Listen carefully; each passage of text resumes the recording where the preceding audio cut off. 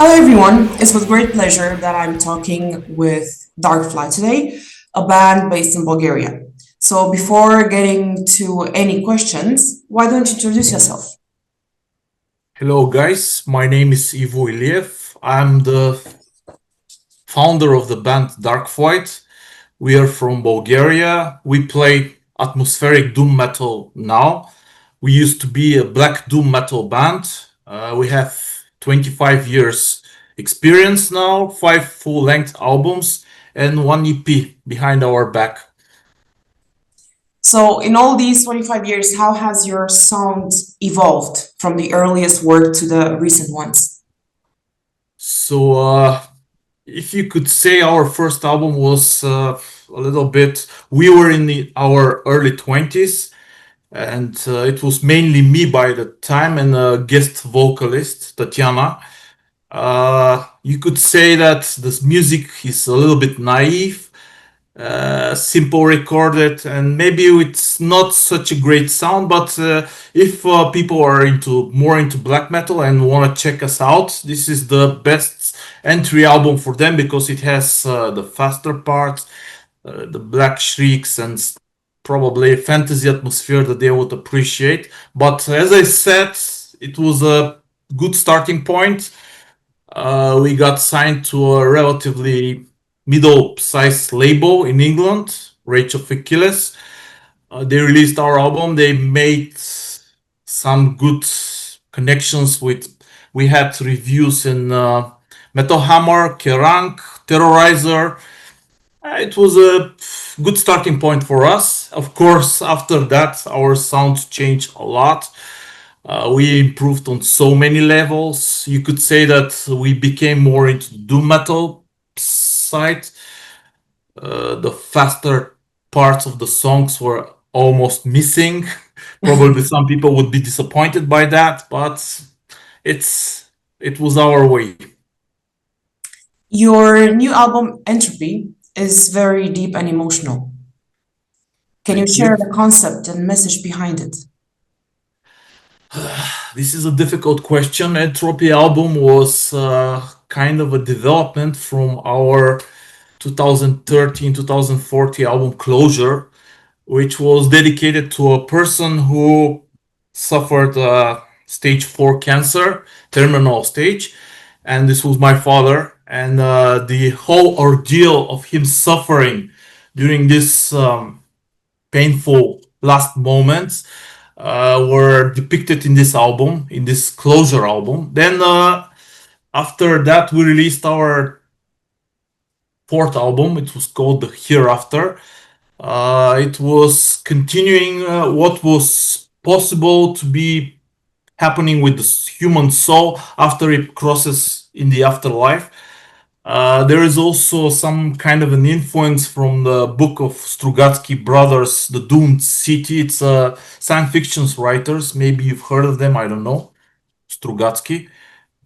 And the Doomed City book depicts a world which is something like, how can I say, it's a dystopian town which is uh, somewhere in the purgatory, and there are people from all generations being born there. They appear from nowhere, and the whole apocalyptic environment gives you really nice impression, and I wanted to put that into music.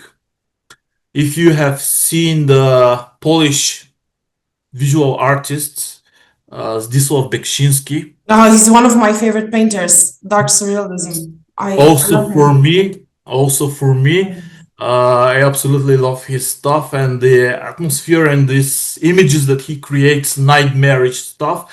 We just want to make our music fitting Sound like this. that.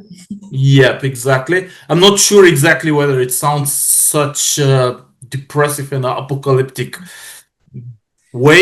it also depends on the people's perception. I told you when I was listening to your music, I was overwhelmed with Thank you. emotion, and now listening to your story behind it, I can really feel the suffering, the pain that Yeah. inspired the music. Actually, this was our main goal because during these years, 25 years now, I was trying to develop a certain type of songwriting skills. I just didn't want to focus on making standard parts like doom metal or even black metal parts. We just wanted to develop a good melody that people wouldn't anticipate the ending. For example, if you have this starting at some point and then it develops in different point, we just wanted to make something different and surprising, and maybe develop our own style, which probably we did, but still, it's people's opinions more important regarding this. As for the Entropy album, it still develops this idea further. When the human soul enters this afterlife and it travels through space and it gets lost with different perished souls, and it's really really deep into reading the lyrics because they're telling different story, and this is what our listeners should focus when they sit. And for example, the CD format is in a way you could say it's almost dying, disappearing. Yeah. Not too many people are buying CDs lately. And when I got the albums from our label and I was prepared myself, I put the CD on my speakers and I opened the booklet to read the lyrics and to listen to the music because it took some time, between delivering the master files to the label and then receiving them. So I opened the booklet and I was really expecting to read the lyrics, but I didn't have my glasses on.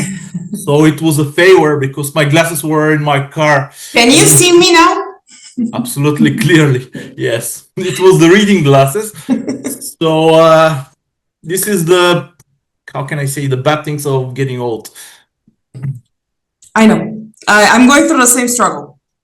Yes, the thing is that what I was speaking about is it's important to read the lyrics and they tell you different story. And as you mentioned, the perspective of different people, the perceptions can really tell their own story and listening to the music as a soundtrack. I feel entropy is a bit more metaphysical than other words like a place to call home or towards the ruins. Yes. Um, A sad place to call home was probably the one of the best songs I wrote, and it's a good starting song for the album. It's very powerful. Some people say that it reminds them of My Dying Bride. I hope you know this band. of course. And it has a lot of things going on. And what I really like about that song is the part of the lyrics when the protagonist says, "No one here is alive." And in my opinion, the whole concept of this song is really, really powerful. And I should leave that to the listeners to, to enjoy it the way we do, writing it and, recording it. Milen, our vocalists, we do only clean vocals right now, did really amazing job singing it really emotionally, and I think it turned out really well. And Towards the Ruins is also one of the best tracks on this album because it has really, really dark lyrics that are absolutely fitting the acoustic background, and I really love those two songs. How do fantasy elements and dark emotional landscape interact with your songwriting? Do you still get inspired by books, and well, also by life events, or is there anything else that inspires you when you write? You could say that. Actually, the first album was based entirely on one fantasy book. After that, we took little parts. For example, the second album, Perfectly Calm, which is probably our most popular album. I don't know whether you had time to listen to it. It was released in 2008 by Ars Magna Recordings in the United States. It was, how can I say, The lyrics were done by one of my friends, the owner of Conclave Records. It was a French label who was supposed to release that album, but it's we had some complications before that, and the lyrics are based on one of the Thomas Mann's book. So you could say that our two first albums had this book influence, and after that there are little parts here and there taken from some books, but still we actually, as you said, prefer to uh, take inspiration from the real life and imagine what could happen if what could happen to the person after he crosses the bridge to Yeah, the that's after. And this is something really really interesting for me because I've experienced it firsthand, and this terrible ordeal that I was telling you about, and I hope that nobody else should face this like I did. It's part of life. Everybody we all have to suffers. face this sooner or later, Yeah. one way or another. Yes. Um, your style combines black metal and doom, but at the same time, it's very atmospheric. What inspires you, or what other bands inspire you? We actually, when I started this project in the year 2000, I remember I had this different band. It was called Darkflight, and we had this female singer, and the style was similar to The Gathering, The Third and the Mortal. And then I heard this band Imperium. I don't know whether you know them. They're from Germany. Okay. Ethereum. So they released this album, A Winter Sunset. It was mainly done with synths, very strong atmosphere, like cold atmosphere, less guitars, a little bit of clean vocals, maybe a little bit off tune. When I'm listening to them right now, I'm saying, okay, this was probably how did I like this when I was younger, but it was a really inspiring album for me. And I started this project, Darkflight, as a side project, listening to this. And also, you can hear some influences from My Dying Bride, Anathema, Mhm. and the black metal, let's say early Burzum. You could say that there is some kind of influence, even in the Woods, if you remember the earlier albums, Heart of the Ages. So this is how it all started. And I didn't focus on the rhythm guitars. That was the main part in this project. And then, of course, when it became my main project, when we got signed, and then of course I started using more guitars, but the synths are still present and you have this strong atmosphere. So, and less black metal, unfortunately. Probably some people were disappointed, especially with our last album, but this is kind of a natural path that we took because being 48 years old now and doing these black metal shrieks, maybe it's not the best idea for me. You're hiding your age very well. Thanks. Keep in mind that when I met Milen, our current vocalist, and he has this really polished, clean voice, and I think it fits really well the music. We found our, how can I say, common ground. We decided to create this project together.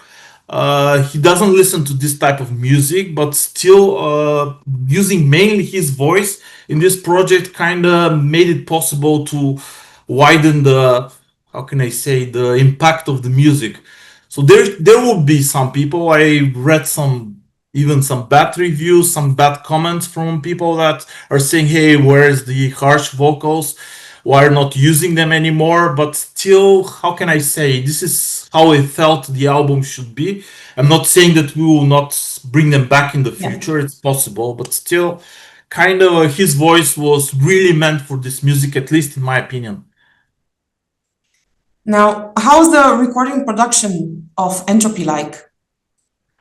It took us, this was a very long time we did this album, because the last one, the Hereafter, was 7 years before the release of this album. So I really wanted to create something special, even though the length of the album is not that big as the older albums. Our older albums had at least an hour playing time, and this is like 47 minutes.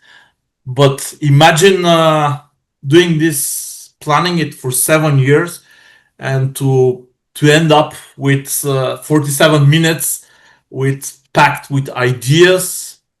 And this was very difficult for me, at least, and to master it, to record it, and having a full-fledged band now, it's really amazing. Because, for example, when I was recording older stuff, sometimes drums, sometimes bass, and it's not my instrument, and those guys are really putting something from their hearts into the music, and it sounds really different, something really great. And for example, I think that this is a good starting point to create something even better, you know.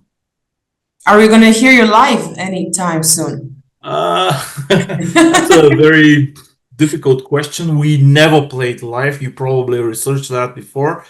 That's why I asked the question. The problem with this project is that, for example, if we start doing something live, we'll have to play something in the back or involve too many people. And at this age, finding people and doing this whole thing properly would take a lot of time and effort. And you can imagine there is not such a demand for this type of music in our local area. We've been invited to festivals many times in the past, but still, I don't think it's worth the effort. You know what I mean, right? I do. It had been great, but still, I don't know. Some songs, for example, the one that you liked from the Closure album, Worse Things Than Dying, would sound really nice live. I know. Maybe you're gonna change your mind one day. We'll see. Romania is not that far away. You can hop on a bus and come and perform in one of the festivals here. Actually, Bucharest is much, much closer than Sofia. And for us from Varna, it's easier to get to. And now, even with the borders being down, Yeah, again, it's much, much easier. It's like we are one country, yeah. which is great, of course. How has the Bulgarian metal scene influenced you as a band? As a band, specifically about this project, I'm not really considering big influence from our scene, because we were probably, I'm not saying the first doom metal band that was dealing. I was involved with the Bulgarian metal scene since the early 90s, when I was kid, like starting from 15, 16 years old, being 16. I had this band, Cryptophobism. It was a dead doom metal band. We did that for some years. And, some demos we spread throughout the underground scene. Then in the early 2000s, when we got signed, and probably if you ask some people from abroad, do you know any doom metal band from Bulgaria, for example? And probably the first name that will come out from them would be our band, because we got signed to early in our career. So it's maybe, I'm not saying we're the pioneers in this style, because now there are really great bands, other great bands in this style specifically. But our scene is doing really well, and even in Romania, I see a lot of great bands now. Yeah. With this style, and also it's developing really well. Now you launched Entropy with Symbol of Domination Productions. Yep. How have they supported you throughout the process? Symbol of Domination is a sub-label of Satanat Records. I'm not sure whether you've heard of them. Yeah. This was the owner of this label, Alexei. Alex, he's a great friend of mine. He co-released our previous album, The Hereafter. They did this with our main label by that time, Black Plague Records, which was from the States. We became friends after that, and when I recorded the bigger part of Entropy, I gave him the chance to listen to it in advance. I gave it to also many other, maybe bigger labels, and got some replies, polite refusals. You know what I mean? I was very disappointed, but Alex was very, he liked the album. He decided, okay, we'll put it on, we'll release it. So he gave us a chance, and that was really, really nice of him. So I'm hoping that he will watch this interview, and I'm saying thank you, my friend. Make sure The you whole forward it point. to him just in case. Come again? Make sure you forward it to him just in case. I will, and he will share it on his channels as well. But my idea was that giving us a chance while changing the style like this was very important, and the interactions with him compared to the other experience we had with different labels in the past was really, really different because he's very responsive. For example, when I ask him something, it takes him a few hours to reply, and that was not the case in the past. For example, I asked somebody from the labels asking, I need this, for example, and it take them like weeks and sometimes months to reply. And this is very important, in my opinion, to prepare a good product. Of course. And Now, this CD, you will see it yourself, really turned out really, really well. It's absolutely perfect graphically, and you will see in the sound you've quality. been performing since 25 years. What keeps you With this motivated? band. Come again? You've been performing since 25 years. It's Yep. over 2 decades that you're playing music. What keeps you motivated? As I mentioned earlier, my main goal is to improve the songwriting, to give people something to enjoy, and that's when I get feedback that they enjoy the music. And when I go, for example, sometimes it happens to me. I go to a concert and there are some random guys that I've never met, I've never seen. They come to me and they greet me and they say, "Oh, I like your music. I've heard about it." And keep in mind that we're not like a popular band. You don't see our faces on TV or any place else. Everything is underground, so it's kind of gives how can I say fulfillment, enjoyment for us to keep dealing with this stuff. And also, I could say that financially, this is like a black hole for us because we don't earn any money with this music. You know, we always invest, invest, invest, and still, as I say, it's we do it for our own pleasure, and it's like a hobby. Sorry, I had a technical issue, but it's sorted now. They're gonna edit the recording and cut this part out. Um, what should we expect from you next? So currently, I'm preparing this EP extended play with 3 songs. It's called Inevitable Path. It's almost finished now. It will be only available online, but I really enjoy the results because these songs, uh, there were some leftovers from the Entropy album, and one of the songs was supposed to be included into the last album, but it somehow it's I didn't complete it, so it happens. So it will be just like a continuation.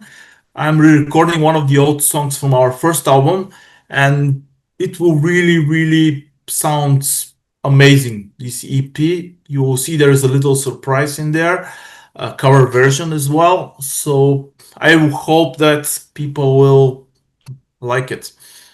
It will Are you be gonna post it available only on social online. media as well? Yes, yes, it will be available at all the streaming platforms. Only like this, no physical release planned yet. Well, anyway, those are not that popular anymore nowadays. So as long as Yes, you're yes, on all these platforms, unfortunately. as I mentioned earlier, the CD Yeah. for my great disappointment is just disappearing. Nobody cares about CDs anymore, which is fine, I guess, because even for me, when I got the CDs, and I have this CD player here, and I had to dust it out to play the CD. I'm also not listening to many CDs, Yeah. so it's Times are just changing. come again. Times are changing. This is something that all the bands are going through. Yes, of course, of course. I see that some people are, investing into audio tapes, which in my opinion is a bit pointless because even there was this demo of my death metal band from the 90s, and I got offers from small labels. Okay, do you want to release this on audio tape? And I was like, come on, this can't give you the audio quality that's, Yeah. that's, I don't know, it's some kind of a strange thing for people to release that. I can understand, for example, the vinyl, the playing the plastic vinyls on this player. So if you have good speakers and if the recording is mastered properly, you can enjoy really the sound better than the digital recording from the CD, for example. But the audio tapes for me is obsolete. Absolutely. Yeah. Ivo, thank you so much for taking the time to answer our questions. And Thank you really as looking well. forward to seeing you in person and to listening to your new release. Okay, thank you very much. I'm really surprised that we did this. This is my first video interview podcast. So if I look nervous, forgive me, and It best didn't show regards. at all. Thanks. Best regards to all the viewers and listeners to your podcasts. Thank you. Take care. See you. See you. Bye.